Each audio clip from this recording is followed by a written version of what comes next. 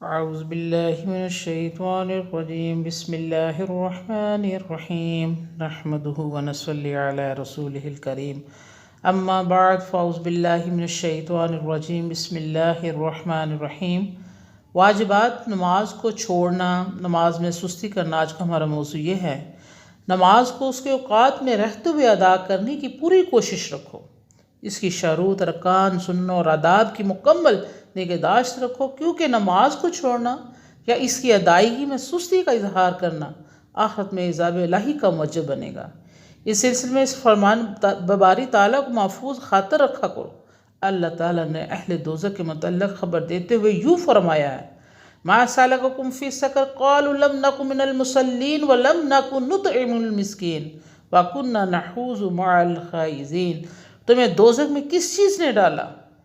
وہ جواب دیں گے: ہم نمازی نہ تھے، نہ مسکینوں کو کھانا کھلاتے تھے، اور ہم بحث کرنے والے انکاریوں کے ساتھ مل کر بحث مباحثہ میں مشغول رہا کرتے تھے۔ اور رسول اللہ صلی اللہ علیہ وسلم نے یوں بھی فرمایا: آدمی کے درمیان اور کفر کے درمیان حد فاصل صرف نماز چھوڑنا ہے۔ دوسری حدیث مبارکہ میں یوں ہے: آدمی کے درمیان اور شرک یا کفر کے درمیان فاصلہ صرف نماز کو ترک کرنا ہے۔ ایک اور حدیث مبارکہ میں اس طرح ہے: بندے اور کفر کے درمیان نماز چھوڑنا ہی ہے۔ ایک اور حدیث مقدسہ میں یوں آتا ہے: ہمارے اور ان کے درمیان معاہدہ صرف نماز کا ہے، جس نے اسے ترک کر دیا یقیناً اس نے کفر کیا۔ رسول اللہ صلی اللہ علیہ وسلم یوں بھی فرمایا ہے: بندے اور کفر یا شرک کے درمیان صرف نماز ترک کرنے کا فاصلہ ہے، بس جب اس نے نماز کو چھوڑ دیا بلا شبہ اس نے کفر کیا۔ سیدنا ابو درداء رضی اللہ تعالیٰ عنہ بیان کرتے ہیں: مجھے میرے خلیل صلی اللہ علیہ وسلم نے وصیت فرمائی ہے، اللہ تعالیٰ کے ساتھ شرک نہ کرنا، اگرچہ تو ٹکڑے ٹکڑے کر دیا جائے اور اگرچہ تجھے جلا دیا جائے، فرض نماز کو دانستہ ترک نہ کرنا، کہ جس نے بھی اسے جان بوجھ کر ترک کر دیا اس نے ذمہ ختم ہو گیا۔ اور شراب مت پینا، کیونکہ یہ بے حیائی کی کنجی ہے۔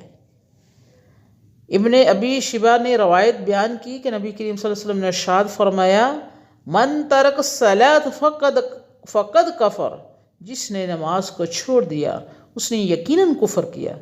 محمد بن نصر رضی اللہ تعالیٰ نے کہا: میں نے اسحاق علیہ السلام سے سنا ہے، وہ فرما رہے تھے، نبی کریم صلی اللہ علیہ وسلم صحیح طور پر ثابت ہے کہ نماز کا تارک کافر ہے۔ اور اس طرح اہل ایمان کے نبی کریم صلی اللہ علیہ وسلم کی جانب سے یہ رائے ہے کہ نماز کو بلا عذر شرعی دانستہ چھوڑنے والا حتیٰ کہ اس کا وقت گزر جائے تو وہ کافر ہے۔ ایوب نے بھی کہا ہے: نماز کو چھوڑنا کفر ہے، اس میں کسی کا کوئی اختلاف نہیں، ہم اللہ تعالیٰ کی عبادت گزاری میں سستی رواج سے پناہ مانگتے ہیں۔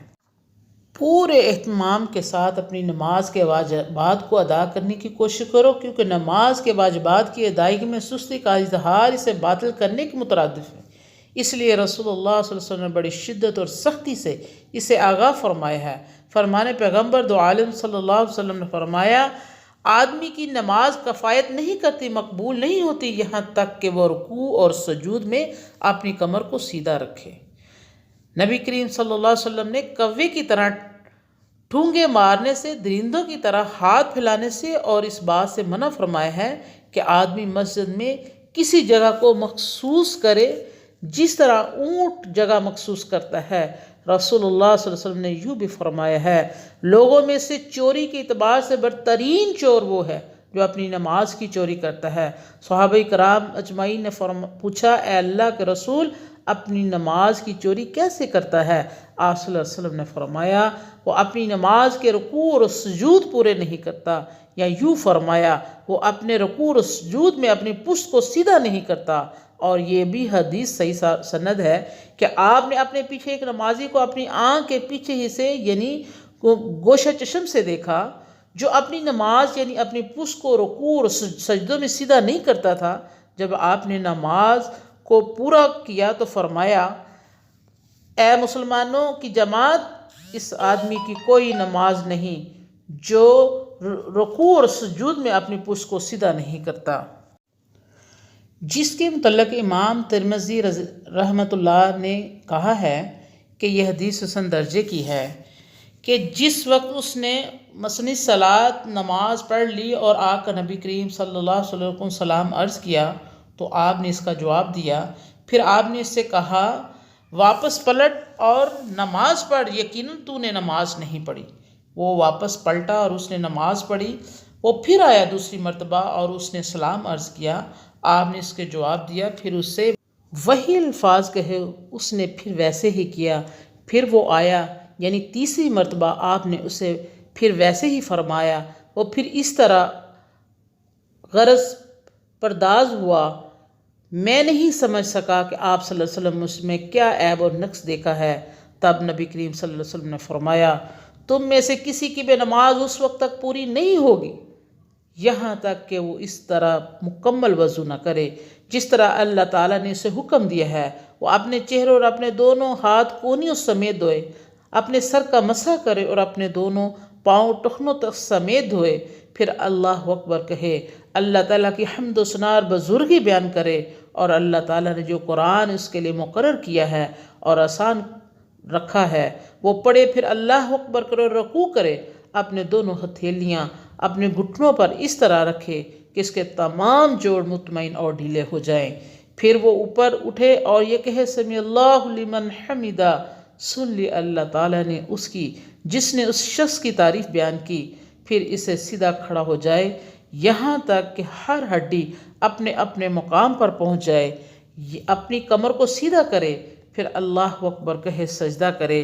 اپنی پیشانی کو زمین پر لگائے یہاں تک کہ تمام جوڑ مطمئن اور ڈھیلے ہو جائیں. پھر اللہ اکبر کہہ کر اپنا سر کو اٹھائے، اپنے مقصد پر برابر ہو کر بیٹھ جائے اور اپنی پشت کو سیدھا کر لے. نبی کریم صلی اللہ علیہ وسلم نے اس طرح نماز کی مکمل حالت کو بیان فرمایا یہاں تک کہ فارغ ہو گئے. تب آپ نے یہ فرمایا تم میں سے کسی کی نماز پوری نہ ہوگی جب تک اسے ایسا نہ کرے. رسول اللہ صلی اللہ علیہ وسلم نے یہ بھی فرمایا نماز کی 3 تہائیاں ہیں، طہارت 1 تہائی ہے اور رکوع 1 تہائی ہے اور سجدے 1 تہائی ہے. جس نے بھی انہیں لمحہ کا ادا کیا اس کی نماز قبول کر لی جاتی ہے اور جس نے اس سے باقی اعمال بھی قبول کر لیے جائے اور پھر اس سے باقی اعمال بھی قبول کر لیے جاتے ہیں اور جس کی نماز واپس کر دی گئی اس کے باقی اعمال بھی واپس کر دیے جاتے ہیں. اللہ تعالیٰ سے دعا ہے کہ اللہ ہمیں صحیح معنوں میں نماز پڑھنے کی توفیق عطا فرمائے. اے اللہ جو دن میں ہم ٹوٹے پھوٹے سجدے کرتے ہیں اللہ تو اپنی بارگاہ میں اس کو قبول فرما لے. اے اللہ ہماری نمازوں میں حضور خشوع پیدا کر دے. اے اللہ ہم سے ایسی نمازیں پڑھا کہ جو تمہیں ہماری نمازیں پسند آ جائے. اے اللہ ہمارے آنے والی نسلوں کو بھی اللہ نمازی بنا، نماز کا پابند بنا. اللہ ہم سب کو نمازی بنا. اے اللہ خاتمہ بالخیر کرنا.